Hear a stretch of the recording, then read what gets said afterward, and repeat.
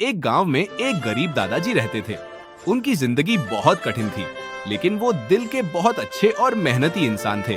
गांव के बाहर उनका एक छोटा सा खेत था, जहां कई सालों से सूखा पड़ा था।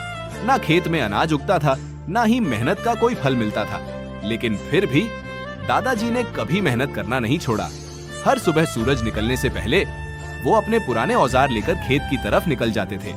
गांव वाले उनका मजाक उड़ाते थे, लेकिन दादाजी हमेशा कहते थे, मेहनत करने वालों का साथ भगवान जरूर देते हैं। एक दिन खेत में काम करते करते दादाजी की आंखों में आंसू आ गए।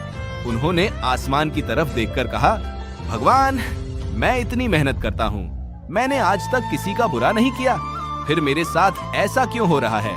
मेरे खेत में अनाज क्यों नहीं उग रहा? अब आप ही मेरी मदद कर सकते हो प्रभु। दादाजी की सच्ची मेहनत और साफ दिल देखकर भगवान भी पिघल गए। अचानक दूर खेत में दादाजी को कुछ चमकता हुआ दिखाई दिया। उन्होंने हैरानी से कहा, ये खेत में चमकता हुआ मटका किसने रखा है? जाकर देखता हूँ।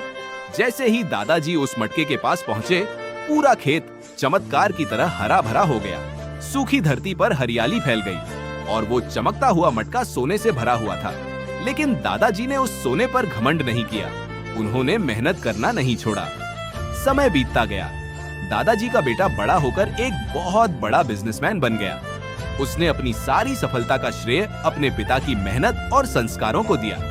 एक दिन उसका बेटा दादाजी के पास आया और बोला, पिताजी, अब आपकी उम्र हो गई है, अब आप मेरे साथ चलिए। ऐसी ही और इमोशनल और मोटिवेशनल वीडियोस देखने के लिए वीडियो को लाइक करो और फैक्ट्स एंड मोर चैनल को सब्सक्राइब करना मत भूलना। बेटा, मेरी जिंदगी जीने का मकसद पूरा हो गया। मैं जानता हूं पिताजी। बेटा, तुम और आगे बढ़ो और हमारा नाम रोशन करो। जी दादाजी, मैं पूरी कोशिश करूंगा। ऐसे ही और इमोशनल वीडियोस के लिए चैनल को सब्सक्राइब जरूर करिए।